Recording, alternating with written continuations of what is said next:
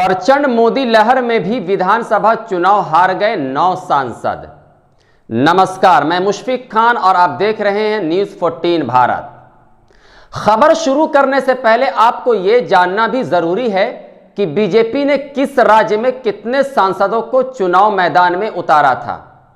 तो आपको बता दें कि बीजेपी ने राजस्थान और मध्य प्रदेश में 7, छत्तीसगढ़ में 4 और तेलंगाना में 3 सांसदों को विधानसभा चुनाव के लिए मैदान में उतारा था। मध्य प्रदेश में केंद्रीय कृषि मंत्री नरेंद्र सिंह तोमर, केंद्रीय मंत्री प्रहलाद पटेल, राकेश सिंह, रीति पाठक और राव उदय प्रताप सिंह ये सांसद चुनावी जंग जीत गए, लेकिन फग्गन सिंह फुलस्ते और गणेश सिंह चुनावी जंग हार गए। वहीं राजस्थान में राजवर्धन सिंह राठौड़, दिया कुमारी बालकनाथ, राज्यसभा सांसद किरोड़ी लाल मीणा चुनाव जीतकर विधानसभा पहुंच गए, लेकिन 3 सांसद नरेंद्र कुमार, देवजी पटेल और भागीरथ चौधरी विधानसभा की चुनावी नैया पार नहीं कर सके।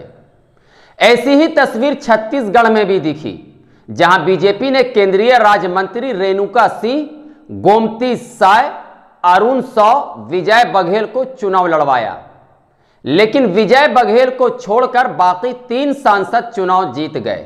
वहीं तेलंगाना में बीजेपी ने बंदी संजय, अरविंद धर्मपुरी और सोयम बापू राव को चुनाव मैदान में उतारा। ये तीनों सांसद को जनता ने नकार दिया। कहा जाता है कि केसीआर के खिलाफ माहौल बनाने का काम बंदी संजय ने ही किया, लेकिन वे खुद अपनी सीट नहीं जीत सके। वैसे ही अरविंद धर्मपुरी 2019 के लोकसभा चुनाव में केसीआर की बेटी के कविता को हराकर चर्चा में आए थे, लेकिन विधानसभा चुनाव नहीं जीत सके।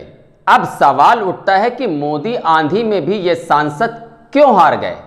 क्या इन सांसदों का लोगों के बीच पैठ कम रहा, या फिर लोगों का इन पर विश्वास नहीं रहा, या फिर ये सिर्फ मोदी आंधी के सहारे जीतने वाले सांसद हैं? क्योंकि बीजेपी ने भरोसा जताकर इन 21 सांसदों को विधानसभा चुनाव में लड़ाया, जिसमें जीते 12 और हारे 9, तो भाई सवाल सांसद जी पर उठेगा ही। साथ ही एक और सवाल उठता है कि क्या मोदी जी इन सांसदों पर फिर 24 के लोकसभा चुनाव में रिस्क लेंगे, जो विधायकी का चुनाव हार गए? आगे देखते हैं कि पार्टी इस पर क्या फैसला लेती है। लेकिन आपको यह खबर कैसी लगी, कमेंट करके जरूर बताएं। नमस्कार।